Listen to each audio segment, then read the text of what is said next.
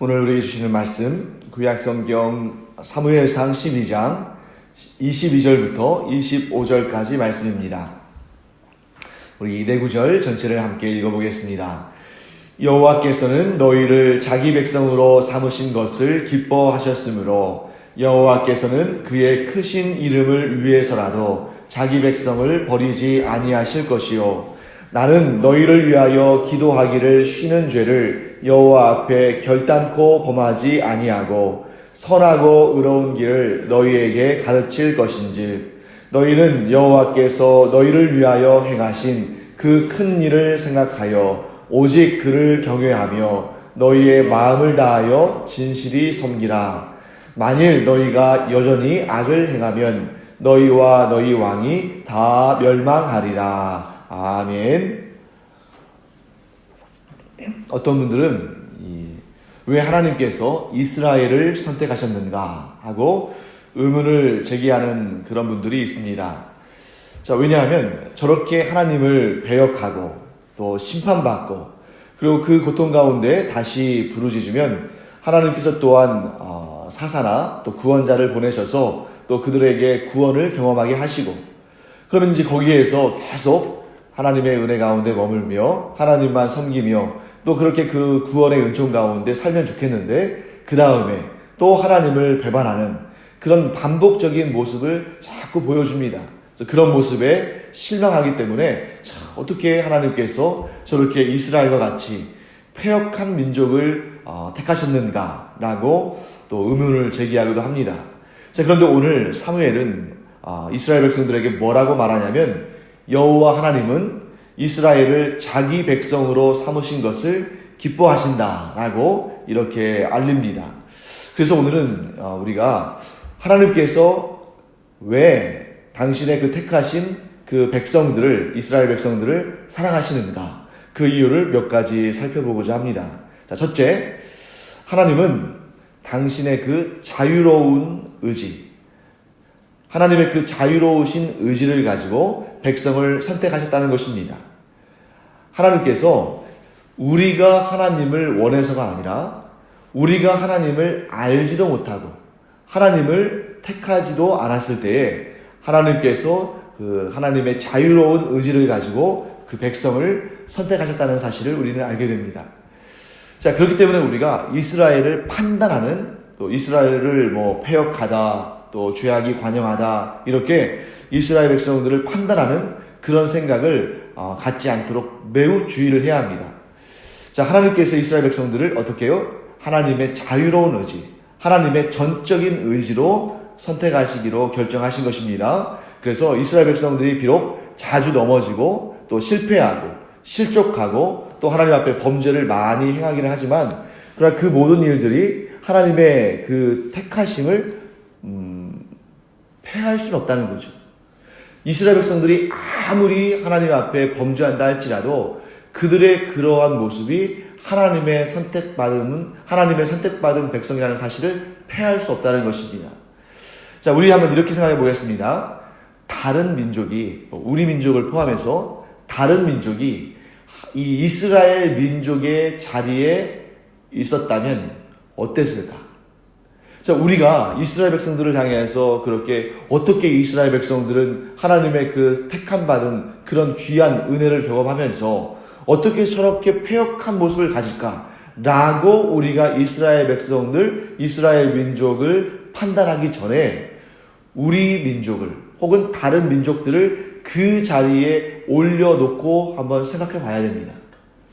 여러분, 어떤 민족이 2500년간이나 이방의 종으로 살면서 어떤 민족이 감히 하나님을 향한 믿음을 지켜낼 수 있으며 또 성경을 보존하고 그 성경이 기록된 언어를 지키고 또 택함받은 민족의 정체성 여러 가지가 있지만 그 중에 특별히 할례 또 율법을 지키는 일 이런 일들을 이스라엘 민족만큼 할 수 있을까? 참 그거는 쉽지 않은 일입니다. 여러분, 이 이스라엘 민족이 다른 민족의 지배를 받으면서도 여호와 하나님을 섬기며 여호와 하나님께 예배드리는 이 예배자의 공동체의 그 정체성을 결코 버리지 않았어요. 여러분, 물론 성경에서 하나님께서 계속 연이어서 이스라엘이 나를 떠났다, 이스라엘이 나를 버렸다 이렇게 말씀하시지만 정작 이스라엘 입장에서는 단 한순간도, 즉 하나님께서 아브라함을 부르신 그 이후로 단 한순간도 하나님을 섬기는 신앙에서 떠나본 적이 없습니다.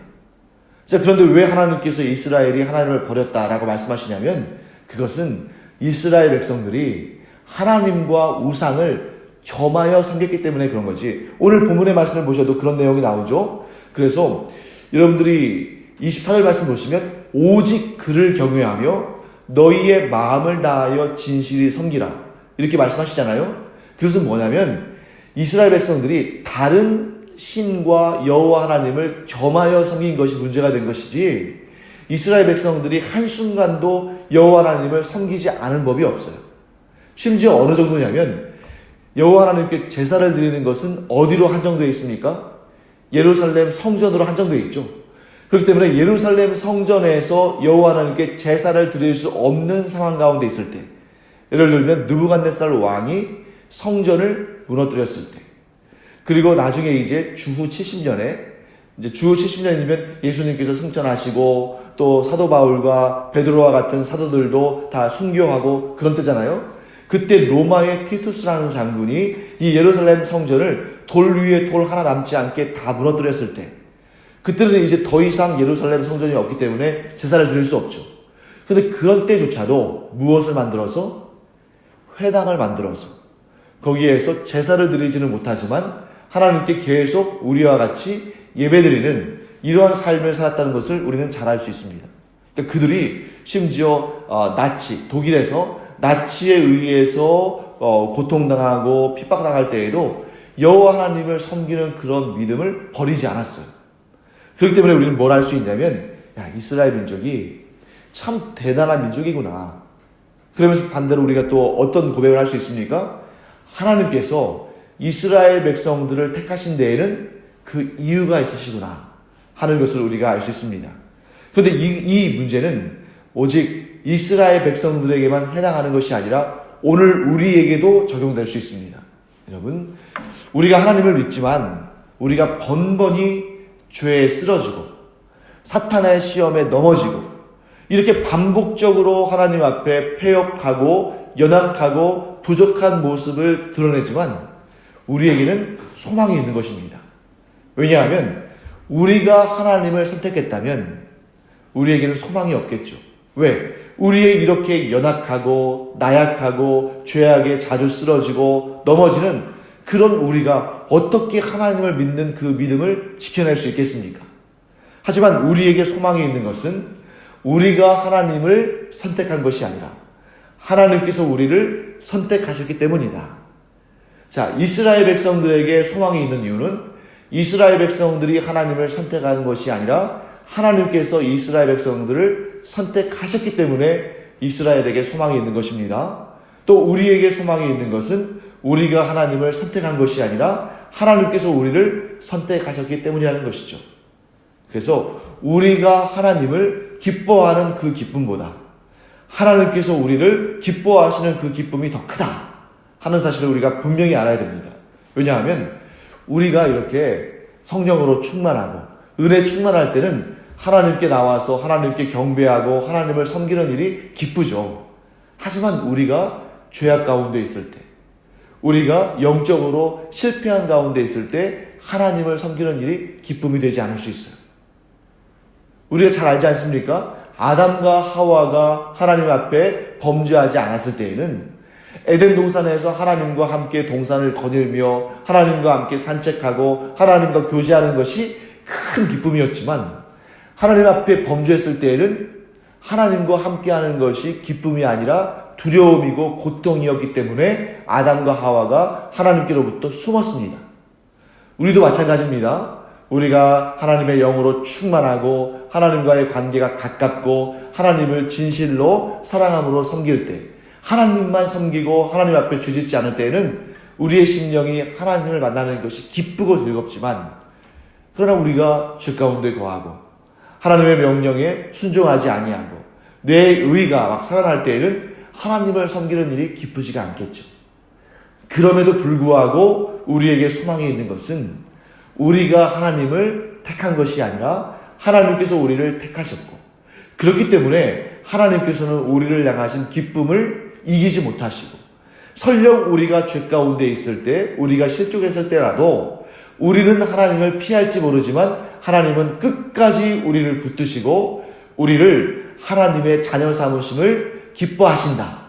이 사실을 우리가 깨닫고, 또 우리의 심리적인 상태가, 우리의 영적인 상태가 하나님을 향해서 기쁘지 않은 그때조차도 하나님의 이 마음을 알므로 말미암아 하나님께 더 가까이 나아가는 우리가 되기를 간절히 축원합니다. 자, 그 다음에 두 번째, 사무엘은 이렇게 말합니다. 하나님은 그 크신 이름을 위해서라도 끝까지 이스라엘 백성들을 책임지시고 지켜주신다. 자, 여러분, 하나님께서 우리를 끝까지 책임지신다라는 말씀 속에는 어떤 의미가 있냐면, 하나님께서 만일 우리를 택하시고도 우리를 끝까지 책임지지 않으신다면 하나님이 업신여김을 당하시기 때문에 하나님은 그것을 참지 않으신다는 것입니다. 자, 하나님께서 어떤 분이셔요? 하나님은 업신여김을 당치 않으시는 분이셔요. 그런데 여러분, 사탄은 어떤 존재냐면, 사탄은 우리를 하나님 앞에서 참소하는 존재지만, 심지어 사탄은 왜 사탄이 하나님의 최후의 심판 가운데 넘겨지겠습니까? 사탄은 하나님마저도 참소하려는 그런 존재이기 때문이에요.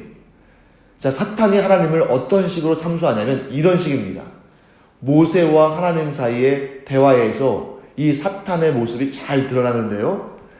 자, 하나님께서 이스라엘 백성들을 광야에서 이끌어 가시면서 이스라엘 백성들이 계속해서 하나님을 대적하고 하나님을 고통스럽게 만듭니다.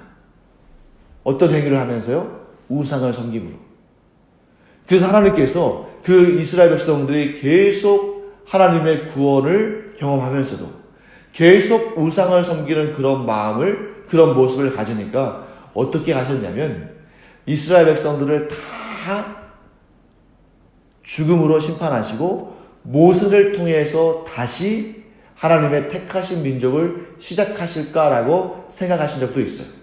마치 어느 때처럼? 노아 때처럼. 그때 모세가 하나님을 어떻게 설득합니까? 하나님께서 그렇게 하시면 세상 사람들이 하나님을 업신여길 것이다, 조롱할 것이다 라고 하나님을 설득합니다. 그 근거가 무엇입니까? 자, 이스라엘이 이제 출애굽했잖아요. 그런데 애굽 땅에 장사 지낼 만한 땅이 없어서, 그래서 이스라엘 백성들을 광야로 끌고 와서 광야에서 죽게 하셨는가? 라고 조롱한다는 거죠. 그 속뜻은 무엇입니까? 하나님이 능력이 없어서 그 작은 민족마저 끝까지 구원의 길로 인도하지 못하고 약속의 땅 가나안 땅으로 들여보내지 못하고 그냥 사막에서 다 죽게 만들었느냐? 라고 하나님을 조롱한다는 거죠.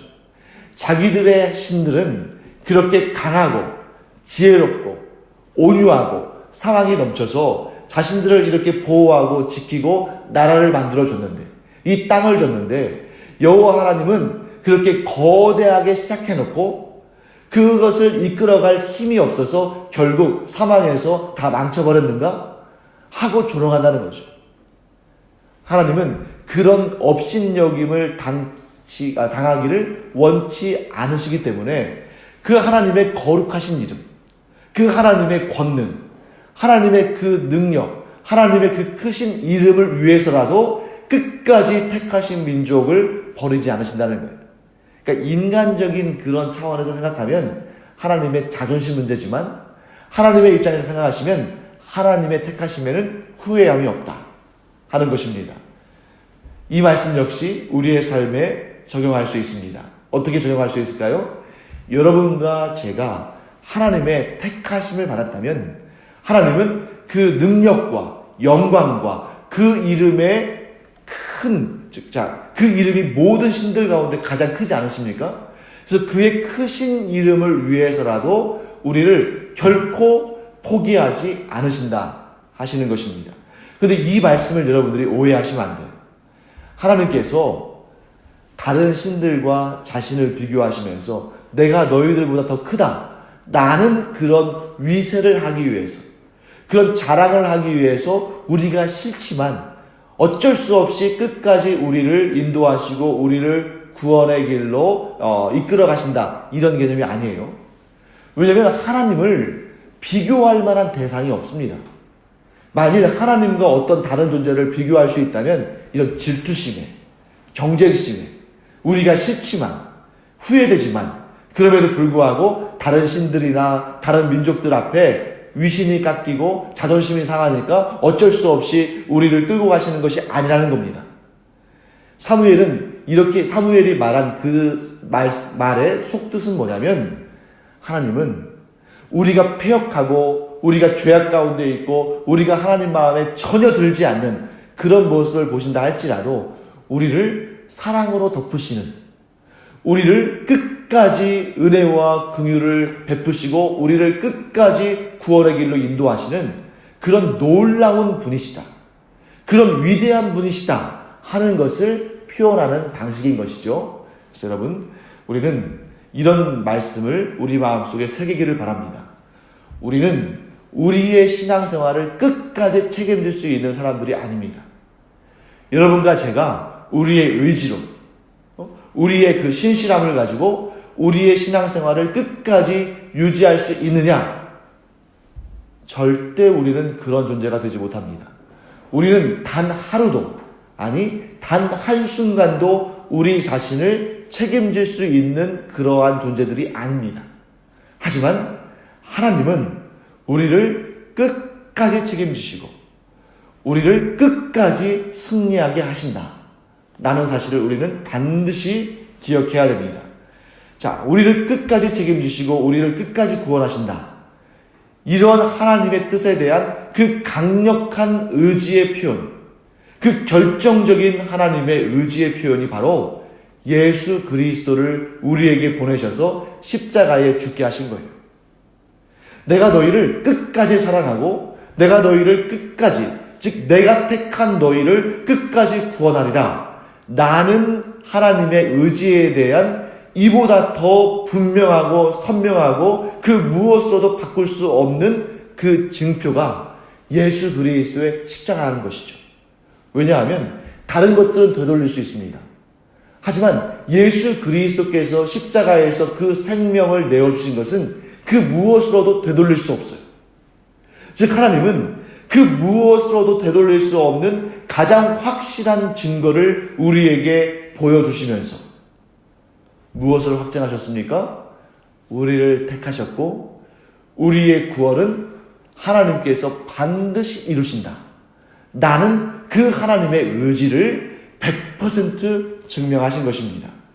그래서 여러분, 우리가 이런 마음 가지고 우리의 신앙생활 가운데 우리가 늘 깨어 있어야 되지만 동시에 우리의 신앙생활 가운데 이러한 따뜻한 안정감을 갖기를 원합니다. 그것이 뭐냐면, 우리는 어떨지 모르지만 하나님은 끝까지 우리를 포기하지 않으신다. 또한 우리 안에 이루신 그 구원을 하나님은 끝까지 이루신다.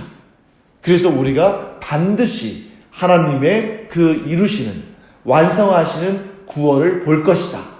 이 믿음을 가짐으로 말미암아 우리 안에 안정감이 있는 그런 신앙생활이 있기를 간절히 축원합니다. 자, 그 다음에 이제 우리 그 다음 내용 볼 텐데요. 성경 전체 가운데 사람이 표현할 수 있는 가장 감동스럽고 감격적인 표현이 23절에 등장합니다. 자, 오늘 본문의 말씀 23절. 자, 우리 23절 한 절 우리 한번 같이 읽어보겠습니다. 시작. 나는 너희를 위하여 기도하기를 쉬는 죄를 여호와 앞에 결단코 범하지 아니하고 선하고 의로운 길을 너희에게 가르칠 것인즉. 이게 사무엘의 고별사인데 인간이 표현할 수 있는 가장 감동스러운 표현이죠. 자, 사무엘이 뭐라고 말합니까? 이스라엘 백성들을 위하여 기도하기를 쉬는 죄를 여호와 앞에 결단코 범하지 아니하겠다. 저는 오늘 이 말씀의 제목을 이렇게 정해봤어요. 어떻게 정해봤냐면 기도자의 삶에는 은퇴가 없다. 여러분, 기도자의 삶에는 무엇이 없다고요? 은퇴가 없는 것입니다. 자, 지금 사무엘은 인생의 제3막을 시작합니다. 자, 사무엘의 인생의 제1막은 언제냐면 한나의 손에서 자라던 시기예요. 이때에 한나가 이 사무엘을 잘 양육하면서 나실인으로서의 서원을 하죠. 그래서 어려서부터 하나님의 사람으로 이렇게 양육됩니다. 그 다음에 사무엘의 인생의 제2막은 어떤 삶입니까? 엘리 제사장 밑에서 제사장으로서의 수전을 받는 기간입니다. 아직 정식 제사장은 아니에요. 하지만 제사장으로서의 그 거룩한 삶을 배워나가는 단계가 사무엘의 인생 2막입니다. 자, 사무엘의 인생 3막은 어딜까요? 제사장으로, 또 선지자로, 또 이스라엘을 대표하고 이끌어가는 사사로서 삶을 사는 그러한 인생의 단계입니다. 그리고 오늘 사무엘은 드디어 인생의 제3막을 시작합니다. 공식적으로 이스라엘의 사사로서의 사역을 마무리하는 거예요. 그렇죠? 지금 이 고별사를 하고 있습니다. 그런데 인생의 제1막으로부터 사사의 삶을 은퇴하는, 사사의 직분을 은퇴하는 이 사막에 이르기까지 모든 인생의 순간순간마다 사무엘이 결코 놓치지 않고 있는 이 한 가지 사역, 그리고 하나님께서 사무엘을 또 그를 부르셔서 이제 천국으로 올려가실 때, 아니 심지어 천국에서까지도 사무엘이 결코 놓지 아니하고 이룰 그 사역, 그 사역은 무슨 사역입니까? 기도자의 사역이다. 여러분, 기도자의 사역을 사무엘이 얼마나 소중하게 여기는가?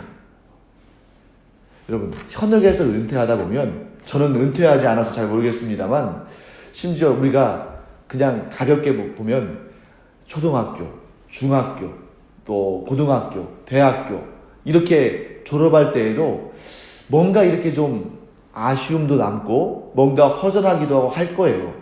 그런데 하물며 오랜 기간을 이스라엘의 사사로 이스라엘을 통치하며 이스라엘을 이끌며 살아왔던 사무엘인데, 그 사사의 현역의 자리에서 은퇴할 때 마음이 충분히 이렇게 상실감도 느끼고 허전함도 느낄 수 있었을 겁니다. 그런데 사무엘은 결코 그렇지 않았어요. 왜냐하면 그에게는 가장 중요한 사역에 있어서는 여전히 현역이었기 때문입니다. 사무엘이 무엇인가 다 놓아버린다. 이제 아직도 사무엘이 강건하기 때문에 아직도 하나님 앞에서 일을 할 수 있는 사람인데, 이제 왕이 세워졌기 때문에 어쩔 수 없이 사사의 직분에서 은퇴한다면 허전할 수 있어요. 상실감을 가질 수 있습니다. 그렇기 때문에 끝까지 이 사사 직분을 놓지 않으려고 발버둥 칠 수도 있었을 거예요. 그런데 사무엘은 지금 미련 없이, 그 어떠한 상실감도 없이, 섭섭함도 없이 떠나고 있습니다. 그 이유는 아직 자신이 할 일이 남아있고 하나님의 일꾼으로 여전히 열정적으로 일할 그러한 사역이 남아있기 때문이에요. 그 사역이 무엇이라고요? 기도자의 사역이다. 사랑하는 성도 여러분, 사무엘이 그렇듯이 우리도 인생의 각각의 단계에 물러서야 할 때가 있습니다. 그러나 우리가 결코 물러서지 않을 일, 결코 양보할 수 없는 일, 결코 놓칠 수 없는 일이 있는데, 그것은 무엇입니까? 기도자의 사역이다. 그래서 우리가 이 하나님 앞에 기도하는 이 기도자의 사역을 붙들고 있으면 우리의 삶에 어떤 변화가 있든지 간에 우리는 상실감을 느끼지 아니하고 허전함을 느끼지 아니하고 우리의 마음이 여전히 든든하고 우리가 여전히 힘써 일할 수 있다는 인생의 의미를 갖게 될 줄 믿습니다. 우리가 기도할 수 있다면 이보다 더 아름답고 복된 사역은 없는 것이죠. 사무엘이 오히려 더 기뻐했을 수 있습니다. 그 이전까지는 그 사람이 이제 이 이스라엘 백성들을 이끌어가면서 슬픔과 고통과 어려움도 있었을 거예요. 물론 보람과 즐거움과 기쁨도 있었겠죠. 그러나 이제는 그 직분을 젊은 다음 세대에게 물려주고 기도하면서 하나님께 어떻게 하는 것이 하나님을 기쁘게 해드리는 일인지, 어떤 길이 선한 길인지, 어떤 길이 복된 길인지를 이스라엘 백성들에게 가르치고 그들에게 증명할 수 있는 것. 얼마나 복된 사역입니까? 그런 의미에서 본다면 여러분과 저는 참 이 세상에서 그 무엇과도 바꿀 수 없는 가장 소중한 직분을 행하고 있는 것이다. 사무엘이 그토록 사랑했던 그 사역을 우리가 지금 이 자리에서 할 수 있다는 것은 얼마나 복된 일인가. 그러므로 여러분, 이 기도의 자리를 우리가 사모하기를 축원합니다. 그런데 이 기도의 자리를 사모하는데 단지 이렇게 작은 분량에서 기도의 사명을 감당하는 것도 좋은 일이겠습니다만, 그러나 우리의 기도의 지평이 더 넓어지고 확장되고 또 복되기를 간절히 축원합니다. 자, 하나님께서 가지신 것이 요만큼 정해져 있다면 어떻게든지 간에 그것을 내 것으로 만들려고 노력해야겠죠. 하지만 하나님께서 가지시고 하나님께서 운영하시고 하나님께서 주시는 것은 무한한 줄 믿습니다. 그래서 우리가 이 좁은 공간이지만 이 공간에서 열방을 품에 품고 우리의 가족과 친척과 우리 후손들뿐만 아니라 이 나라와 이 민족과 온 열방을 품에 품고 하나님께 아뢰는 기도의 사람들 되기를 간절히 축원합니다. 우리는 내 것을 하나도 떼어주기 힘들 정도지만, 그러나 우리가 하나님께 구할 때에 하나님께서는 하늘로부터 놀라운 은혜와 복들을 넘치도록 우리의 기도의 대상이 되는 그들에게 하나님께서 넘치도록 은혜를 베푸실 줄 믿습니다. 그러면 그 은혜로운 사역을 계속 감당하는, 또 충성되게 감당하는 여러분과 제가 되기를 간절히 축원합니다. 기도하겠습니다. 하나님, 주님의 은혜를 감사드립니다. 기도자의 삶에는, 기도자의 인생에는 결코 은퇴가 없는 줄 믿습니다. 저희들 이 땅에서 우리의 생명이 끊어지는 그 순간까지, 아니 하나님의 나라에 또 우리가 영생의 복락을 누리는 그때에도 이 기도자의 사명을 잘 감당하는 하나님의 귀하고 복된 현역이 되는 그러한 은혜가 있게 하여 주시옵소서.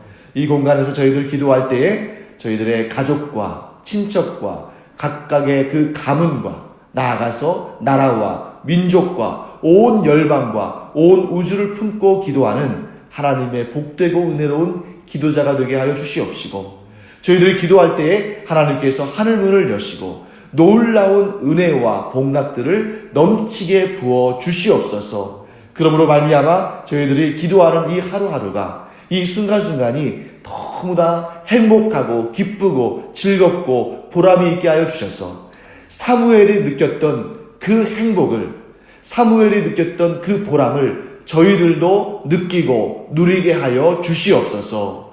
감사드리며 예수님의 이름으로 축복하며 기도합니다. 아멘. 이제는 우리 주 예수 그리스도의 은혜와 하나님 아버지의 놀라우신 사랑과 성령의 감동, 감화, 위로, 교통하심이 이 시간 주님 부르시는 그 순간까지, 아니 천국에서조차도 이 기도자의 사명을 현역으로 잘 감당하기를 원하는 주님의 사랑하시는 기도자들 위에 이제로부터 영원토록 함께 있을지어다. 아멘. 이 시간 우리가 기도자로 부르심을 감사하고 감격하며 이 사명을 계속 잘 감당하기를 하나님께 구할 때에 하나님께서 여러분들의 기도를 들으시기를 기뻐하시고 그 기도의 모든 내용들을 넘치는 은혜와 복으로 응답하시기를 간절히 축원합니다. 기도하겠습니다.